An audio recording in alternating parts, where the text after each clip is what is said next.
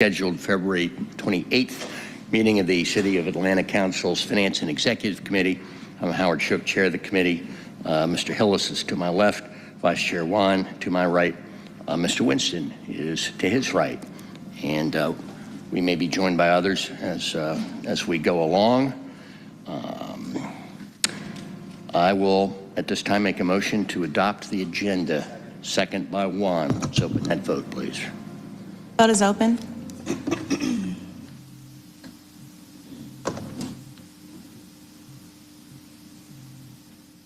Vote is closed. The ayes have it. I will move adoption of the minutes that you've carefully read. Second by Wan. Let's open that vote. Vote is open.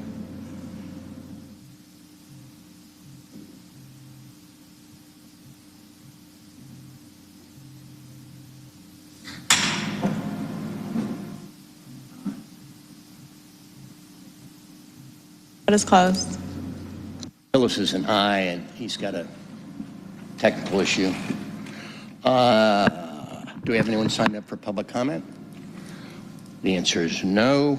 That takes us to presentations and reports.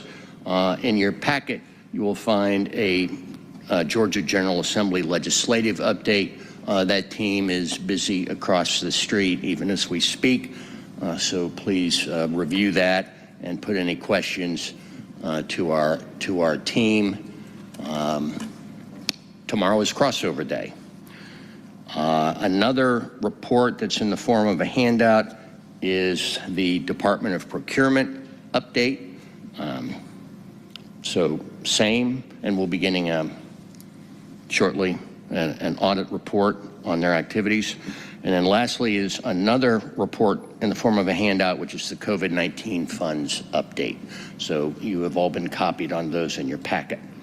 That takes us to G, communications. 24C 5027, a communication from Danielle Hampton, chair of the audit committee, submitting the performance audit report on council expense and carry forward accounts. So we're ready when you are. Good afternoon.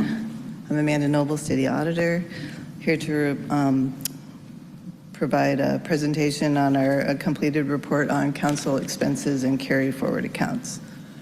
The team for this audit was Rebecca Robinson, Nika Benton, and Amani Adams.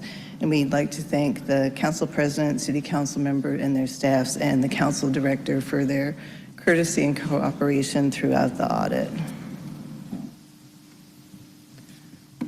We undertook this audit to assess compliance of council expenses and donations with city charter and code provisions because council member transactions undergo less scrutiny than those of executive branch departments. We last audited council expenditures in 2009 at the request of the then city council. This report addresses two objectives. Did council member expense account expenditures in fiscal year 2022 comply with city charter and code?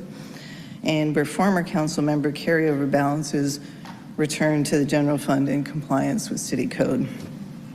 We also reviewed transactions conducted by outgoing city council members during the lame duck period. City council members are considered department heads for budgetary purposes. This means that each individual council member has authority over funds appropriated for their post or district. If members hire staff, those assistants handle constituent services and other direct administrative or financial functions. City Council makes and approves the rules that govern its functions and empowers the director to provide oversight in accordance with city code. The council director administers transactions on behalf of the city council president and the 15 council members. A management analyst processes all council invoices, and a business manager processes invoices in the management analyst's absence and sends a paid invoice report to council member staff monthly. Each city council member has 6 accounts, 2 for salaries, 1 for full-time and 1 for part-time, and 1 for staff benefits, 1 for expenses, 1 for distribution, and 1 to carry forward funds from prior years. This is shown in Exhibit 4 on page 5 of the audit report. Council member salaries are set by the Elected Officials Compensation Committee. These are budgeted in the regular salaries line. Council offices are allocated $222,000 in the part-time salary line if any member chooses to hire staff. Budgets in each district or post include $30,460 for insurance and benefits, and any council employee who works over 30 hours weekly is eligible for benefits. The salary and benefits accounts are strictly for those uses during the fiscal year.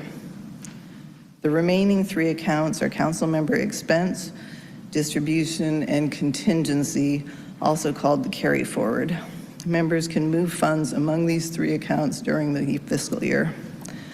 The council member expenses are to be used for expenses related to official city business, which is defined in City Code Section 239 as including business travel, conventions and trainings, newsletters and other correspondence, office and operating supplies, etc. The current annual budget for council members' expenses is $61,000. The distribution account starts with a 0 balance, but funds can be moved here and used to fund projects for the public good, and can also be used to make donations to organizations for charitable purposes. And the contingency account, also called the carry forward account, is used for any remaining account balances at year end, after the Department of Finance performs its annual reconciliation of council accounts. City Code states that if a council member is not serving in the office from one term to the next, any unexpended funds from the carry forward account should be returned to the general fund. City Council has a handbook that covers several topics, but does not specify allowable or disallowed expenses for council members or to whom and how they should make donations.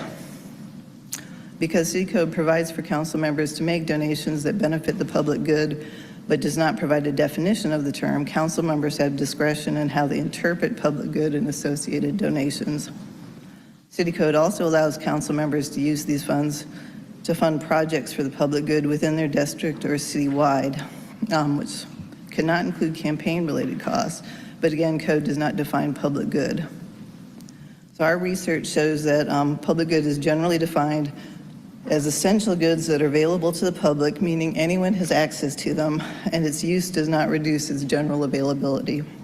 So some examples include street lighting, emergency services, warming centers, and public parks.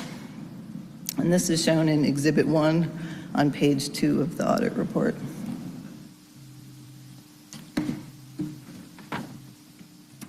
Overall, we found that City Council members could improve controls over spending by developing policies and procedures, including documenting council member approval of expenditures. Strengthening both financial and inventory controls could increase transparency, enhance accountability, safeguard assets, and prevent a loss of public trust. And we'll go into these findings in more detail on the next few slides. We found some weaknesses in controls that could be strengthened through additional guidance and/or documentation. Some council member employees did not always segregate financial duties. Some staff members logged into ATL Cloud with council member credentials to submit reimbursement requests, which violates AIM policy.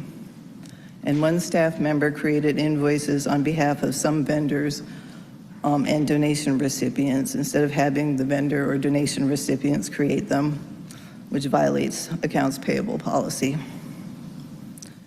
Council policy does not address council member approval of expenditures, and several staff members told us they received verbal approval to process expenses and donations. Although council administration sends council members a monthly funds available report, documenting approval would be a stronger control to ensure all expenses were authorized. We found some vague invoice descriptions, both on the invoice itself and on documentation prepared by staff, where it was difficult to distinguish official city business from what could perhaps be misperceived as campaign activities, things like constituent outreach or community outreach. Council members have considerable discretion in how they use the funds, but public purpose should be documented. Council understanding of public good varied among council members. Purchases such as car window replacements, flowers, and catered events reflect a narrow interpretation of the public good, which may be inconsistent with the Code of Ethics. Some of the expenses benefited specific people rather than the larger community. Some expenses exceeded the micro-purchase threshold in effect at the time. 5 of the 16 council members exceeded the annual micro-purchase threshold of $5,000 per vendor with 7 vendors. Council has since increased this limit to $25,000 per year, which will probably take care of the problem going forward. And council administration has not tracked computer inventory for equipment purchased in fiscal year 2023, which could result in loss or theft when employees separate from the city. Tracking equipment is more difficult because you don't use the same chart of accounts as the rest of the city. So when the city auditor's office, for example, purchases a computer is coded as a computer purchase, but all of your expenses are coded as council member expense. Donations from the carry forward account are more transparent. City Code allows council members to make donations from their carry forward or distribution account to fund projects for the public good and make donations for charitable purposes. Donations from the carry forward account require legislation. So council members make donations through their distribution account by transferring money to it from the carry forward account through legislation. But once funds are transferred to the distribution account, legislation is not required to make the donation. During our interviews, 7 of 16 council members told us that they make donations from both the carry forward and distribution accounts. 5 council members said that they donate from the distribution account to expedite processing. 3 council members said they prefer to make the donation from their carry forward account to foster transparency. Our review of expenditures from November 2021 through December 2022 found 77% of the total $1.2 million in donations were made from the carry forward account. To receive a donation, a vendor must be registered with the city. We were able to substantiate the nonprofit status of 116 of 138 vendors who received a donation. During the audit, council members told us about potential conflicts they could have with organizations that were seeking donations. If council members are voting on donations, it's important that they publicly disclose personal affiliations, and the Ethics Office is available to offer guidance before potential conflicts arise.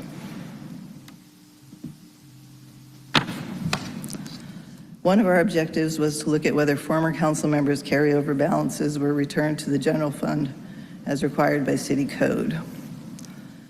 We found that the practice has been for council members leaving office to transfer their carry forward balances to their distribution funds before they leave office, which is allowed, thereby mooting the code requirement as there was no carry forward balance to be returned.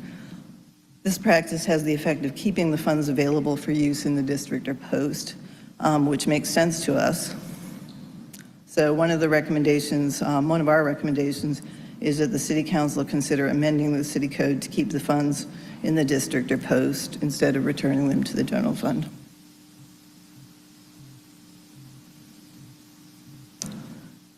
We made 10 recommendations intended to strengthen controls and improve consistency with city code. The council director and city council president partially agreed with the first recommendation and agreed with all others. Our recommendations focus on the city council director requesting authorization from city council to develop policies and procedures for council member approval of expenditures, documenting invoices, tracking computer equipment, better defining allowable expenses, and making donations. We also recommended defining the public good associated with donations and, as I said, preparing an amendment for city code to keep carry forward funds in the district.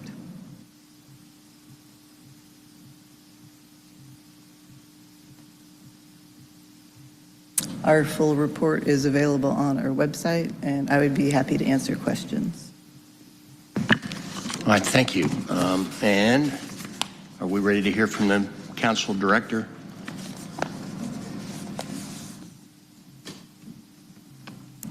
We've been joined by Keisha Sean Waits, by the way.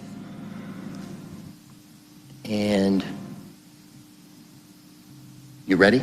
Yes. Okay. Good afternoon, Mr. Chair, members of council. My team makes a conscientious business decision in an effort to ensure everyone is aware of all code, charter, and ethic requirements and guidelines. We will work with the City Council, the Department of Procurement, the Ethics Office, Finance Law, and the Inspector General's Office to strengthen our current processes and training.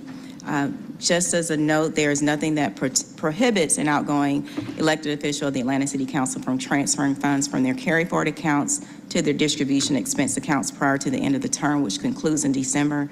An incoming elected official is not sworn in until January.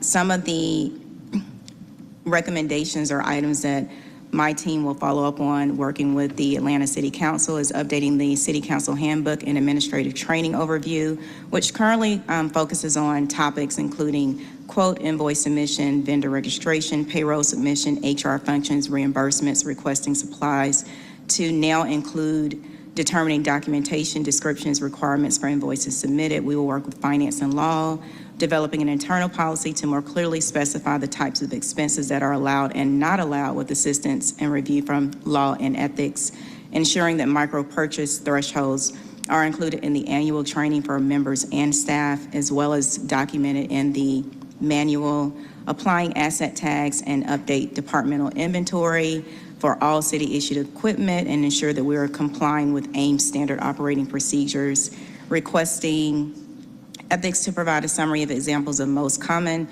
personal and business affiliation disclosures that the elected officials may encounter, and also conferring with the Department of Law on the definition of public good.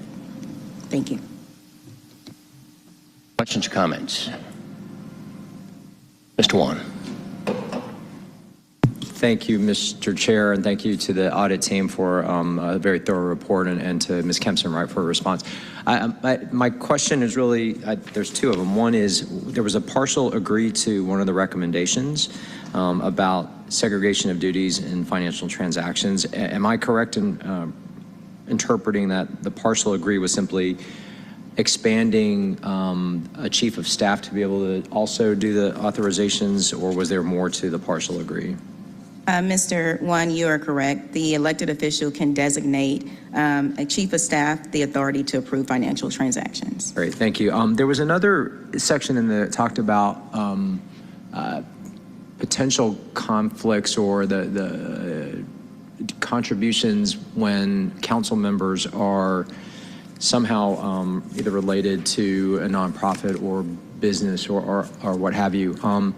I'm wondering if there is a way, I mean, I appreciate all the other steps that y'all are taking, but I'm also wondering if there is a way, since the legislative staff tends to be the one generating all of the donation legislation as well, that there's a quick cross-check function there. You know, we can provide at the beginning of each year all the boards and employment things that we belong to. I just, having to go to the ethics officer for each one of those, I think may be a bit burdensome, when we might be able to have a quicker process for that internally. So I don't, Ms. Kempson, I don't know if that's something that's feasible or not, but might be a quick answer to that one as well. Thank you, Chair, Mr. One. We will consider that. Also, many members are aware of personal affiliations that they have with institutions, organizations, boards, commissions that they may serve on. So it would be very helpful if you all make us aware of that. Yeah, I just wonder if there's, at the beginning, we just, you know, every year we update our list to you, much like we have to do for the disclosure reports anyway. So we have to think through that. And if we give it to you, then anytime a donation paper comes up, you refer back to that list really quickly and warn us, or at least give us a heads up if we haven't thought about it ourselves. So, all right. Thank you, Mr. Chair. Thank you. I'm not seeing any other hands. I'll just say thank you to the team for taking this look under the hood and providing us with an opportunity to clarify and tighten in the areas that have been identified. And then I'll just say, for public consumption, what you already know, which is, you know, we're a different animal to audit, and that there are 15 of us plus the council president. And so it's hard to herd cats. So what I'm most interested in is finding the most expeditious way to grant the council director the authorization she needs to begin concretely moving forward on these items. And as we've discussed informally, but I have not yet had a chance to discuss with the council president yet, I'm wondering if, that can be obtained via, a three-way conversation between FEC, COC chairs, and the council president. And then at the end of the day, some of the fixes and improvements may be administratively made. Some will undoubtedly require legislation, which is going to kind of telescope some of this out. But it's our intent to get moving on this as quickly as possible. All right? All right. If there's nothing else, thank you. And Thank you. don't go anywhere. 24C 5028, it's a communication from Daniel Hampton, Chair of the Audit Committee, submitting the performance audit report, efficiency of the procurement process. We're ready when you are. Stephanie Jackson will present this report. Okay, thank you.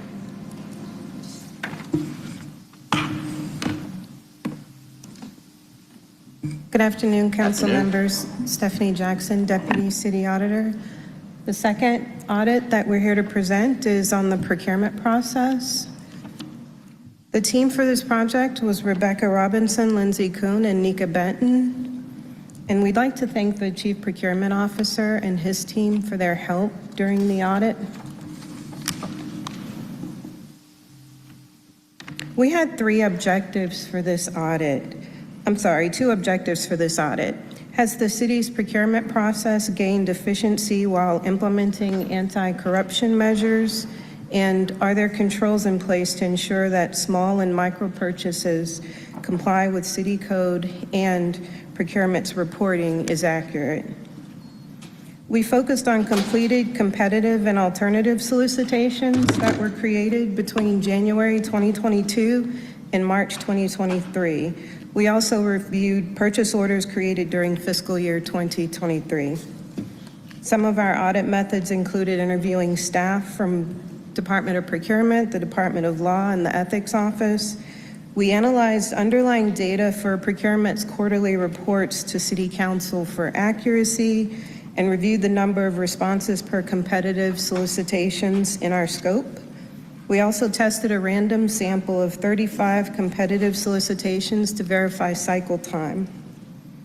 We also reviewed the city's procurement code and the department's policies and procedures and other information and identified best practices for procurement efficiency and anti-corruption.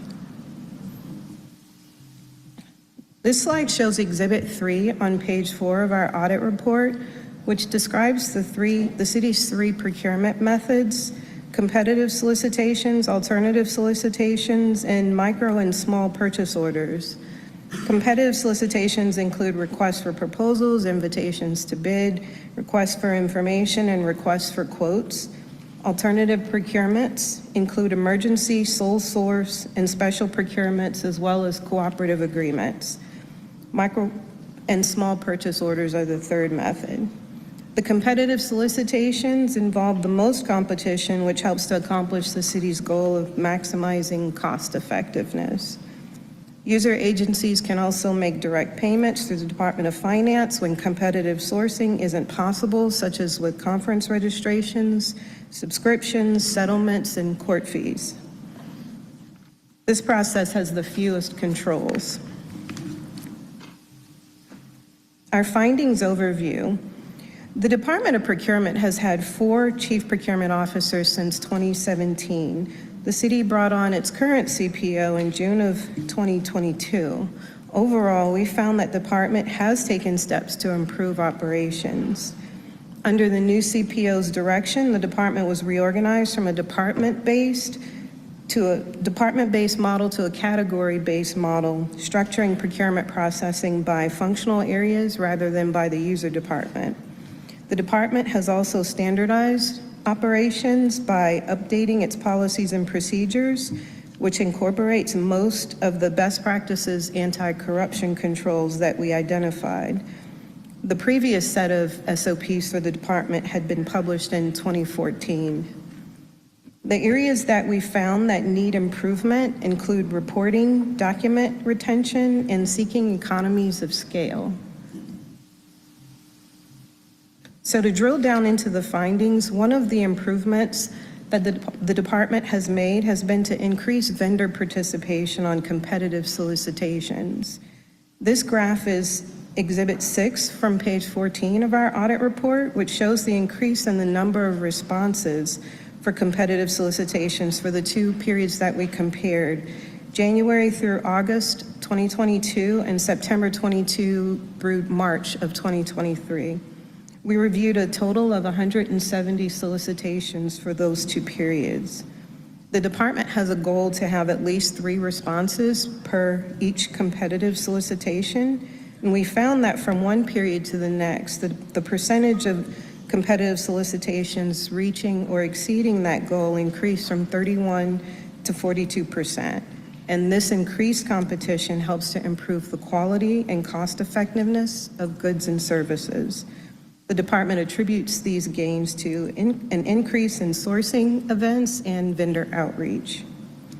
We also reviewed a small sample of 5 procurement request packages and found that the department had implemented a 2018 recommendation that our office had made to include a clear determination of responsiveness, to document reasons for a non-responsive decision, and record the name and date of the person reviewing the solicitation for better transparency.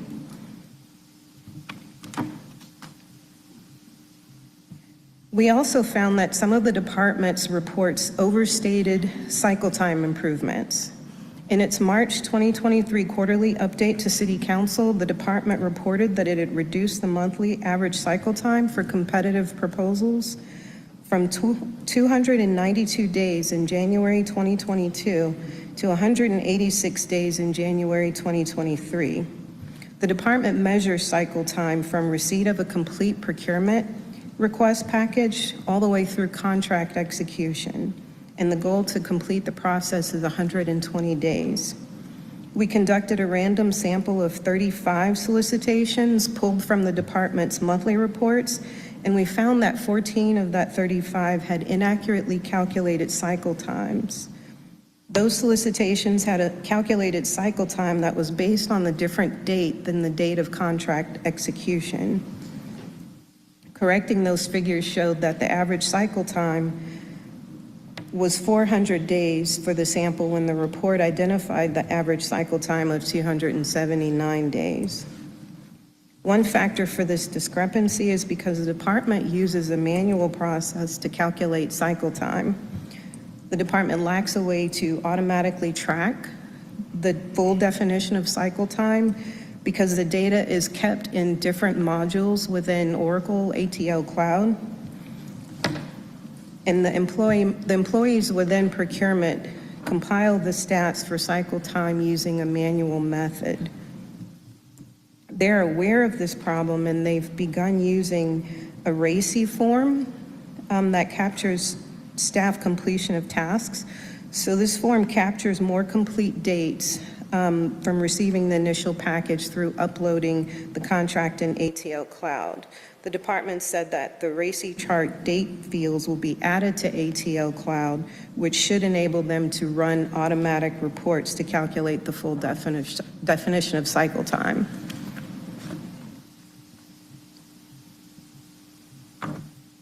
We found that the median time to process most purchase orders is same day. But we also found that procurement reported to City Council that it had cut the time to process purchase orders by more than 90% between January 22 and January 23. We actually found that the cycle time was unchanged from one period to the next. We were unable to recreate procurement's reported analysis, and procurement told us that they'd made a mistake in pulling and reporting the data. The department has, however, implemented a new tool this fiscal year to help with tracking and reporting. This slide shows Exhibit 12 from page 22 of the report. We found that 80 alternative procurements that we reviewed, which include cooperative agreements, emergency procurements, sole source, and special procurements, the department failed to provide the required justification documents for 14 of them, which represents about 18%. The department didn't retain all of the documentation that was needed in ATL Cloud, so staff established a repository in SharePoint, but we found that files were also missing in the SharePoint records. With alternative procurements, the CPO waives the usual requirements in special situations, such as when a limited pool of vendors are qualified to provide the commodity or the service, but procurement should ensure that the documents to justify using this type of procurement are received, including the memo from the user agency to the chief procurement officer, which outlines the reasons for requesting an alternative procurement. This memo is an important control to help prevent procurement staff bias in alternative procurements. We also found that more consistent labeling of the purchase order type, whether it's a micro, small, or associated with a contract, would help procurement track spending over the annual vendor limit for micro and small purchases. We tested more than 19,000 purchase orders created in fiscal year 2023 and found that only 54 of those in which departments potentially exceeded the micro and or small purchase limits, but that number could be a lot higher because the purchase order types are not consistently labeled in Oracle. When we conducted our analysis, City Code restricted departments to spending a max of $5,000 on micro purchases and $20,000 on small purchases from the same vendor annually. These types of purchases require less evidence of competition, so the ordinance helps to ensure that the city doesn't favor particular vendors. And legislation has recently changed to increase those purchase amounts. And lastly, we found that procurement has not yet leveraged economies of scale with purchasing, but they're working to do so. The department hasn't used the field in ATL Cloud for coding purchase types to analyze them for overlaps, which could help identify potential cost savings related to volume discounts. The department could also encourage user agencies to make more purchases through ATL Cloud from selected punch-out vendors with catalogs of available products and prices for a better unit rate and better efficiency. We made 10 recommendations in this report, all of which the Chief Procurement Officer agreed with. We recommended that the Chief Procurement Officer incorporate all anti-corruption controls and processes and practice into its policies and procedures, finalize the draft policies and procedures, and train staff on how to apply them, work with the city's ATL Cloud consultant to identify whether the solicitation and contract modules can be connected within ATL Cloud for automated cycle time reporting. We also recommended that the CPO ensure that all contracts are uploaded into ATL Cloud as part of the award closeout. We recommended that the CPO continue to implement the RACI chart and integrate key dates into ATL Cloud, clarify the purchase order metrics and calculations for reporting to City Council, ensure the procurement request engagement package and justification forms are retained in SharePoint and, if possible, ATL Cloud. Create a mandatory designation field in the ATL Cloud requisition form for contract or non-contract related spending, and make the micro and small purchase field mandatory. We recommended that the CPO find a method to consistently label and track purchase categories and to leverage that data in its category management model to identify opportunities to achieve economies of scale. And lastly, to encourage city agencies to use punch-out vendors. Our report is included on our website at the link in the presentation, and we can answer any questions that you may have. Thank you. Let's hear from the department.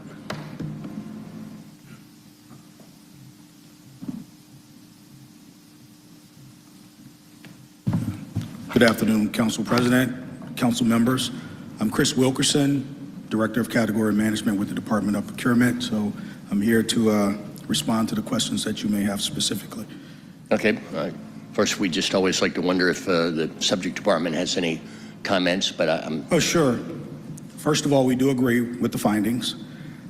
We have made strides in making all of the recommendations that they've made. We've strived to complete those. We've got just a few more that are in process, but will be done. The big ones are getting all of the files into Oracle, connecting the modules within Oracle, having training sessions with the user agencies so that they can be aware of all of the policies. We've got an SOP that's been updated and distributed.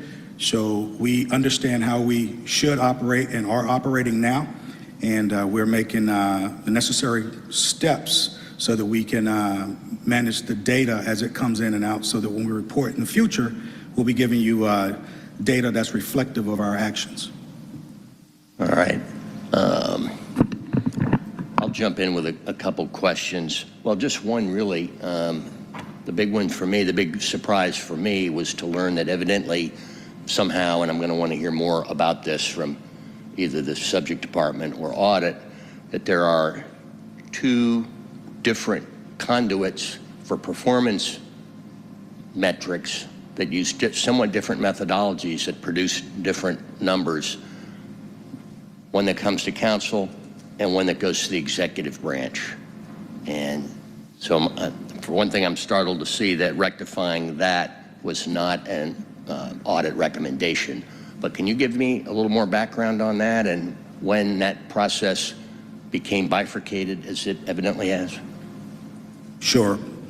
The data that they were looking at went back from 2020 to 2022. We actually got with the transition at the end of 22 to 2023 is when we really got big into transforming the department. And at that time, we had a number of different streams from which data was maintained, and many of them were not connected, from desktops to SharePoint sites, and then as there were a few contracts that were maintained in Oracle. As we moved ahead, the reporting, I think the best numbers that were reported came out of Oracle because we could actually track and know where those were. The ones that we had to calculate from spreadsheets and SharePoint sites, those were manually manipulated or should I say calculated, such that we can get numbers there. We have made the connections within the modules in Oracle through the help of Deloitte, and we have dashboards that connect all the way down to the simple data elements. So we're at a good place right now where we believe that the numbers that we report to either body are going to be the same and reflect what we're doing. Okay, and so you don't know how far back this went? You're saying you could see that there were 2 years where it was two different audiences receiving two different sets of information, but that could have existed earlier? It could have. We only were aware of the data in which the audit team looked at, and as you said at the very beginning, there were a number of different CPOs, a number of different processes, and a number of different people. And we've had, in addition to our change in leadership here, we've had a turnover of more than 50% of our DOP staff and the raising up of the Center of Excellence. So we've got a lot of new people here that are understanding and how to do what we're doing going forward. Mr. Hillis. Thank you, Mr. Chair. I think my first question is kind of the same, but more specific than what Chairman Shook asked. And there's two items in here where it talks about overstated gains, 186 days compared to the department's 120-day goal, and then calculations showing an average time of 400 days when 279 days was actually reported. And then on the next page, procurement reported to City Council that it had cut the time to process purchase orders by more than 90% since January 22. We found the median time to process purchase orders was unchanged. So is that the same issue that you were speaking to, or is that a different issue? And if so, how are you all looking to resolve that? Yes, all of that is connected. It is part of the same root cause. And the fix has been, we are 100% rolled over into Oracle. We do not have spreadsheets that keep track of projects. We're not keeping track of the projects now in the SharePoint. Everything is rolled into Oracle, so it ties all the modules together. Understood. The second and final item I have a question on is where the page 8 that speaks about missing justifications. Emergency procurements, looks like 1 out of the 12 were missing a justification, and then special procurements were quite a bit worse, and only 73% having those justifications. What was the reason for that, and where is that fix at in the implementation process?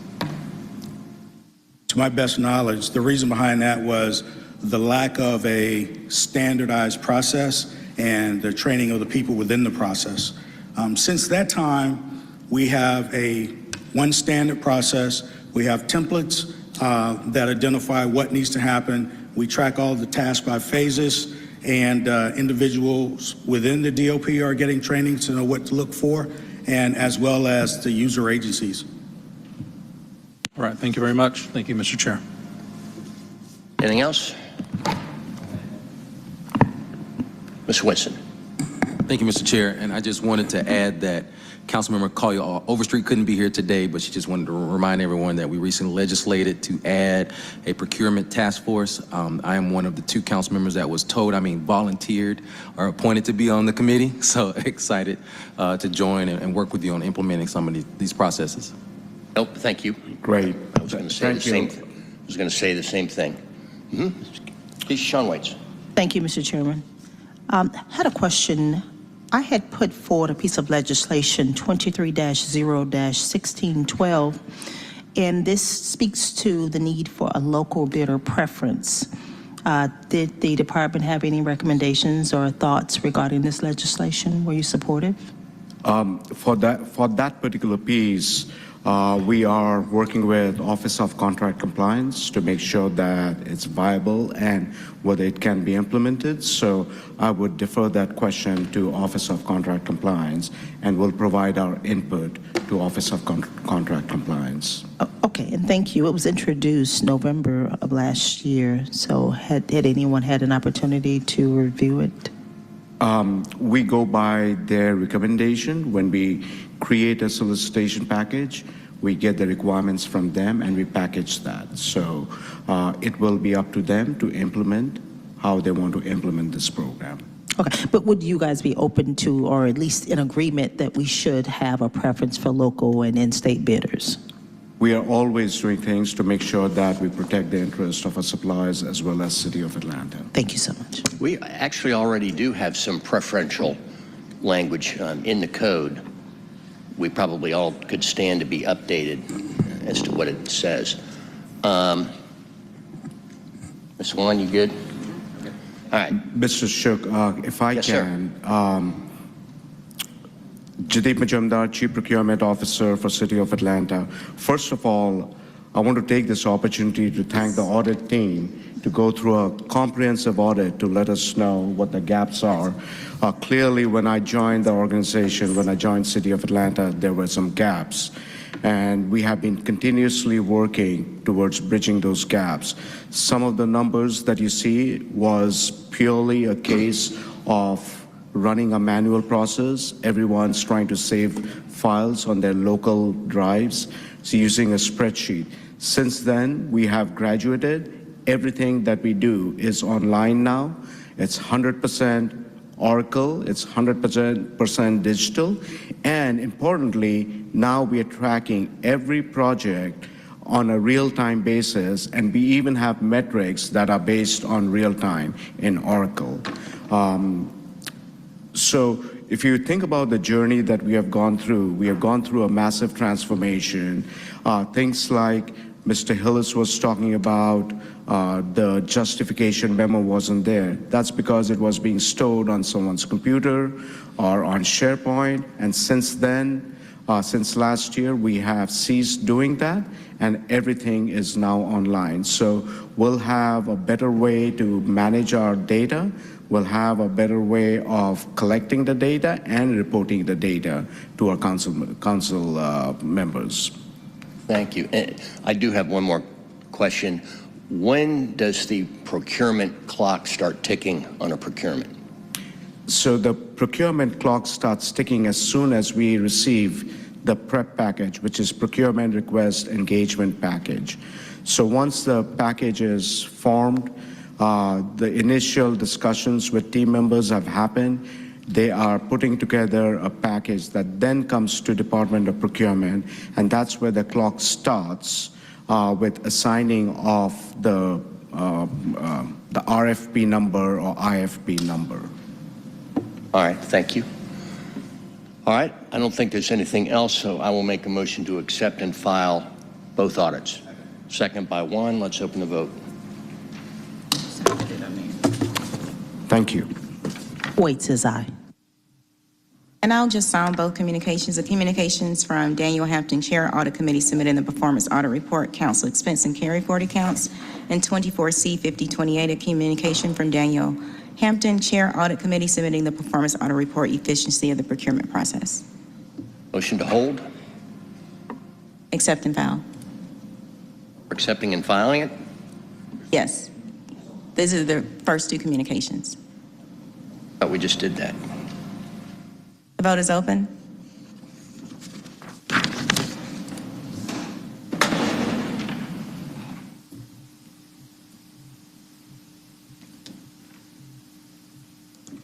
Vote is closed. All right, accepted and filed. That takes us to 24C 5029, communication from members Bakhtiari, Juan, Shook, Norwood, and Westmoreland to appoint Mr. Justin Wiedemann to serve as a member of the Procurement Reform Task Force. The motion is to hold. Second by Juan. Let's open that vote. Vote is open.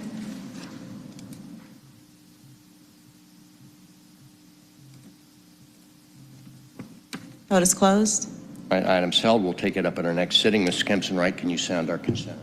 Yes, item number 4 is 24-0-1099, an ordinance by Finance Executive Committee to amend section 14626 of the Atlanta City Code to set the ad valorem tax rate for the general levy, budget indebtedness levy, parks levy, education levy, special tax district levy, and the Atlanta Beltline Special Service District levy based on every $1,000.00 on part thereof of the value of all real and personal property, to provide that the tax rates established herein shall remain fixed until amended or repealed, to repeal ordinance number to be named and for other purposes. Item number 5 is 24-0-1100. It's an ordinance to set the ad valorem tax rate for the general levy, budget indebtedness levy, parks levy, education levy, special tax district levy, and the Atlanta Beltline Special Service District levy based on every $1,000.00 or part thereof of the value of all real and personal property, to provide that the tax rates established herein shall remain fixed until amended or repealed. Item number 6, 24-0-1101, an ordinance adopting the fiscal year 2025 proposed budget to include all funds. Item number 7 is 24-0-1103, an ordinance by Finance Executive Committee authorizing the City of Atlanta to waive the competitive procurement source selections provisions contained in Section 21187 of Article 10, Procurement and Real Estate Code of the City of Atlanta Code of Ordinances, as well as any other conflicting code provisions, to execute an amendment for FC 10421, Public Safety Systems, Operations and Maintenance Services at Hartsfield-Jackson Atlanta International Airport, with Dean All PSS LLC on behalf of the Department of Aviation, to extend the term on a month-to-month basis for a period of up to 9 months beginning March 5th, 2024, to expire on or before December 4th, 2024, in an amount not to exceed $1,500,000. All services be charged to and paid from account numbers listed herein and for other purposes. Okay, thank you. Takes us to I, ordinances for second reading, first of which is 24-0-1076, an ordinance by Finance Exec authorizing the payment of an amount of $510,000 to Park Pride for the installation of new playgrounds and related improvements at 70 Boulevard Pedal Park and Benteen Park on behalf of Parks and Rec, authorizing the CFO to make payments from the account numbers listed herein and for other purposes. Commissioner Cutler. Good afternoon, Chair Shook and members of the Finance Executive Committee. My name is Justin Cutler, Commissioner of Parks and Rec. As stated, this legislation will provide and $10,000 to construct new play equipment in partnership with the Trust for Public Land, Atlanta Public Schools, at these two locations, Benteen Elementary and Hope Hill Elementary, for the benefit and enjoyment of the young people that attend the school, as well as provide play spaces in these neighborhoods after school and out of school and during the summer. Motion to approve by Juan. I will second that. If there's no questions or comments, let's open the vote.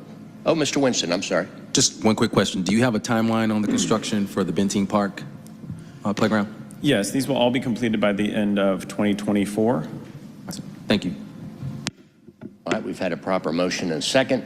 Let's open the vote. Vote is open. Vote is closed. Ayes have it. So ordered. 24-0-1088 is an ordinance by Ms. Overstreet authorizing the mayor or his designee on behalf of Atlanta Department of Transportation to amend Ordinance 19-0-1364, adopted on July 1st of 2019 and approved by the mayor July 9th of 2019 for the purpose of replacing Exhibit A and for other purposes. There's a motion to approve by Juan, which I will second. Questions, comments? Let's open the vote. Vote is open. Vote is closed. All right, items approved. 24-0-1090 is an ordinance by Mr. Winston authorizing the transfer of $50,000 from the District 5 carry forward account to the District 5 distribution account to continue serving the Atlanta community for the public good and for other purposes. I'd like to amend to remove my name and add Councilman Bakhtiari, but I'm not sure if that's a motion that I can make in her absence. When is, Okay. yes, yeah. All right. No? Councilmember Winston, you sounded the legislation at the meeting for the council member. So we shouldn't remove your name because you officially sounded it at a public meeting. Oops. Add her name. We can add her name. Okay. Yes. Make a motion to add Councilmember Bakhtiari's name. All right. Motion by Winston, second by Juan. To add her name, let's open that vote.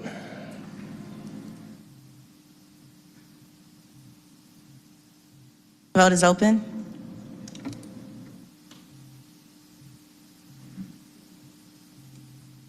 The vote is closed. The amendment is before you. Been made and seconded. Juan and Hillis to approve as amended. Let's open the vote. Vote is open. The vote is closed. Items approved as amended. I will propose bringing in a substitute for 24-0-1095. Let me read the substituted caption. It's an ordinance by Ms. Boone, is substituted by Finance Exec, waiving Article 10, Division 4 of the Procurement and Real Estate Code of the City of Atlanta Code of Ordinances to authorize the mayor or his designee to execute contracts with sponsors, performers, artists, venues, and vendors necessary to effectuate the City of Atlanta's hosting of the Interfaith Community Luncheon, to authorize the City of Atlanta to accept donations for the purpose of supporting the city's actions related to housing the Interfaith Luncheon, housing being misspelled in my copy, through December 31st of 2024, to authorize all costs to be paid from and all revenue and donations to be deposited into the Civic and Cultural Events Trust Fund account, which is listed, and for other purposes. Give us a little clarification about the proposal. Yes, sir. Thank you, and good afternoon, Mr. Chair and members of the council. We are seeking legislative authority to not just fundraise for the mayor's interfaith luncheon, but to also get the legislative authority to enter into contracts and agreements in order to execute the activity. It is an annual event that has been shared across administrations, where we bring together a number of different faith leaders and community leaders in order to talk about priorities of not just the administration and the city, but also show our support for priorities of the faith-based community. And so it is an activity that has been very, very well received by the faith-based community, and we're seeking that approval today, Mr. Chair. Okay, thank you. Before I open it up for additional questions or comments, I'll make a motion to bring the substitute forward. Second by Juan. Let's open that vote. Vote is open. The vote is closed. Substitute is before you. Questions or comments? I'll make a motion to approve on substitute. Oh, Mr. Juan, go ahead. Thank you. I'll second the motion, but this may be a finance question. So I'm looking at the account streams for this, and it just says Civic and Cultural Event Trust. I wanted to ensure that this isn't a commingled account, and that if we were to look in it and want to see both the income and expenses, that they will be clearly designated within that fund. Ahmed Bala, CFO, correct. We can create a separate designation for this effort in the trust fund that uniquely identifies this project. Thank you. All right, there's been a motion and a second. There's nothing else. Let's open the vote, please. Motions to accept on substitute. Vote is closed. All right, the substitute has been accepted. Thank you. Thank you. And it takes us to resolutions. 24R 3252 is a resolution by Shook authorizing the Commissioner, Department of Watershed Management to adjust water and sewer service charges on certain customer accounts incurred due to burst water line services in the amount of X. I'll also take the second item, which is 24R 3253, resolution by Shook authorizing the CFO to refund customers for overpayments to water and sewer accounts in the amount of X. We don't need these as now, so we will keep these as held items. My motion is to hold. Second by Juan. Let's open that vote. Vote is open.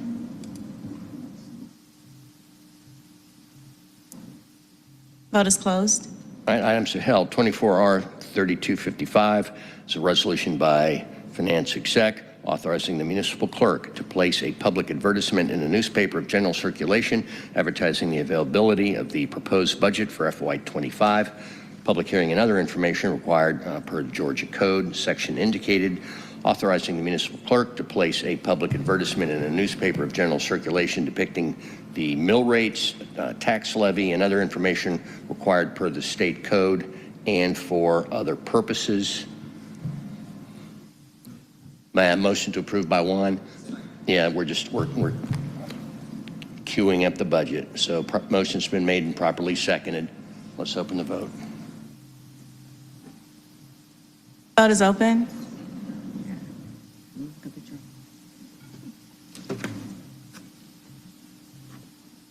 The vote is closed. All right. And then, where are we? We have a dual item 15, 24R 3248, resolution by Boone and Hillis, as substituted by Public Safety Legal Administration Committee, establishing a fire station design committee for the purpose of providing a collaborative structure for discussion between the Department of Enterprise Assets Management and the Atlanta Fire Rescue Department for the best recommendations during the design and architecture phase of fire stations within the city of Atlanta and for other purposes. This comes forward favorably out of public safety. Mr. Juan has moved approval. I'll second it. I wouldn't mind hearing a little bit more about how this is intended to work.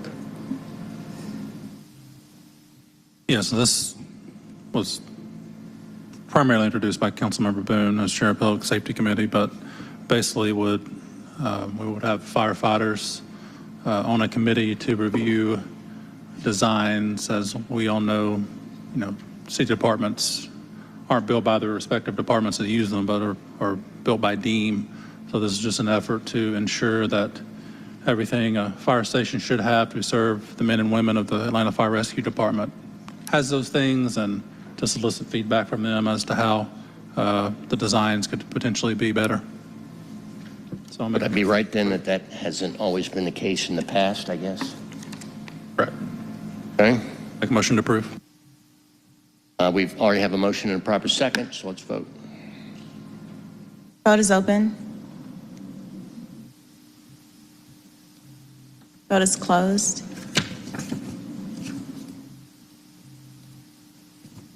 All right, items approved. That takes us to held item number 42, which is 24R 3248, resolution by, nope.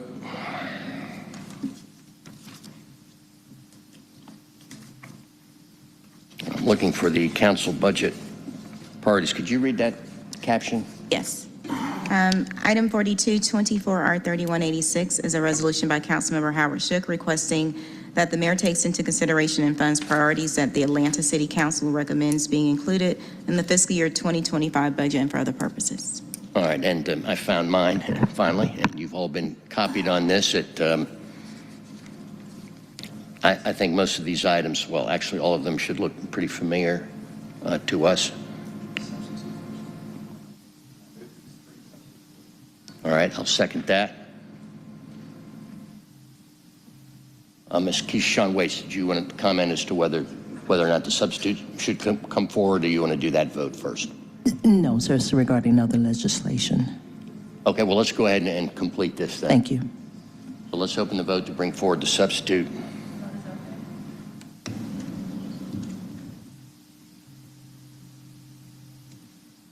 Vote is closed. Substitute is before you. On substitute, thank you.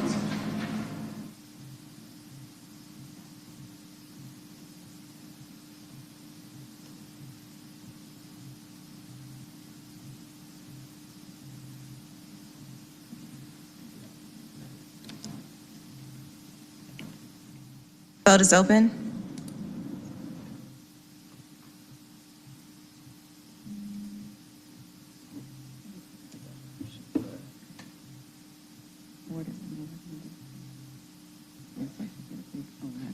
All right, the ayes have it, so ordered. Ms. Keisha Waits. Thank you, Mr. Chairman. I'd like to ask that item 23-0-1612 be pulled off held, please. This particular piece of legislation would amend the City of Atlanta's procurement code to expand the local bidder preference program. And so this would give a greater preference or rating to local as well as in-state bidders. And which item is that? I'm sorry. Yes, sir. 23-0-1612.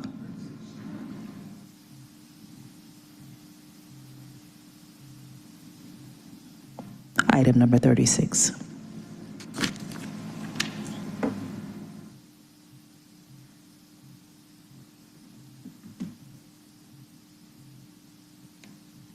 I guess a question I have is, I'd like to know, maybe you've already, done the research into this. How is this different from what's already in our code? It would provide a higher score or rating for individuals who had local or in-state preference. So example, if you were a company in Delaware or in another state, this would give you an edge over another individual who were not in-state or who was not local. We've got some people lined up to speak. Mr. Hillis. Thank you. Thank you, Mr. Chair. I just know this was originally held at the request of the law department, so I would ask for Ms. Robinson's opinion on the legality of such a matter in our procurement code.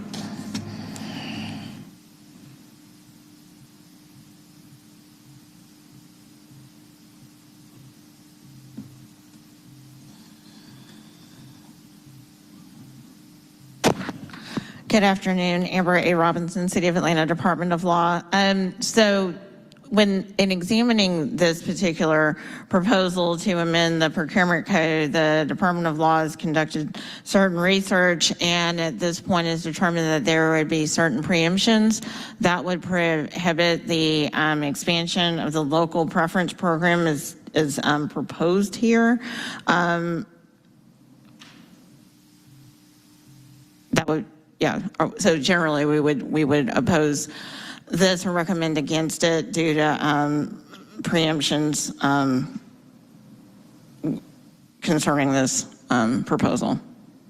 Understood, and I don't know that you have had time to research this, much like I haven't, because it wasn't notified it was going to be brought off of held, but how does this differ from what is currently in our procurement code? Do you know that, or would you need more time to? I would respectfully ask for more time to provide that level of detailed analysis. I do know that from my notes that was the determination that was made to have a deeper discussion concerning this.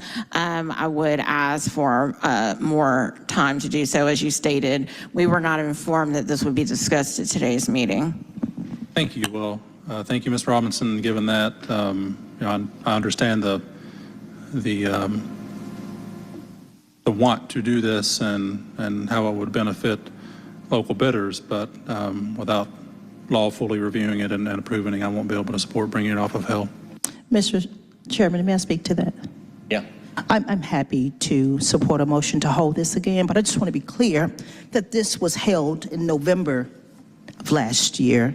It's my understanding currently the City of Atlanta's local preference program does not apply to procurements utilizing small purchases, micro purchase procurement, sole source procurement, special procurement, emergency procurement, as well as federally funded.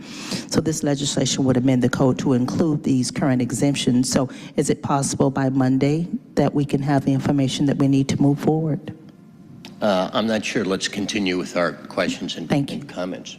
Mr. Wan. I appreciate the questions. I think in addition to the legal analysis of this, I mean, we're also all aware that we're in the process of standing up the procurement task force, which I think is the perfect venue to actually explore this, because you've got industry experts, best practices that can come in and evaluate whether what's being proposed, specifically the expansion of the terms, is in line with what the industry expects. So I think it's a bit premature to try and rush this into Monday, when we're going to have a really robust and august body to vet this in, specifically created and designed to explore issues like this. So I too think this should remain held until we have further exploration, not just by law, but also by the Reform Task Force.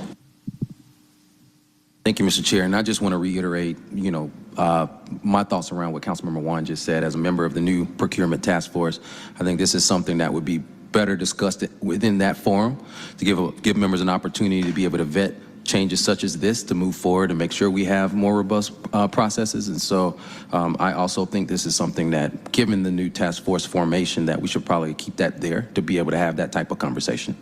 Thank you. I have just a process, kind of an implementation question. Would this be a procurement or a contract compliance matter? I guess we don't know at this time.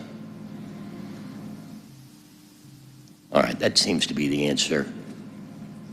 Yeah, Ms. Wade. Final thought, Mr. Chair. The legislation was put on hold in November of 2023. And the reason why I simply raise this point is that we have an ATAG task force, we have a procurement task force. These are conversations that have happened in this building for many, many years. And we've heard from a number of vendors the challenges that they face in terms of having to compete with out-of-state vendors and businesses. And so it is my hope at some point that we will make our corporate and business community a priority and move some of these conversations forward. Thank you. Yeah, understood. Points well taken. I'm personally kind of the opinion that this is not ripe yet at this time, and so my inclination is to, as supremely well-intentioned as it is, continue to hold it, unless anyone has another motion they'd like to make. Well, we don't need a motion to continue to hold it, so it'll remain held. Thank you. Is there anything else? Any announcements? We're adjourned. Thank you.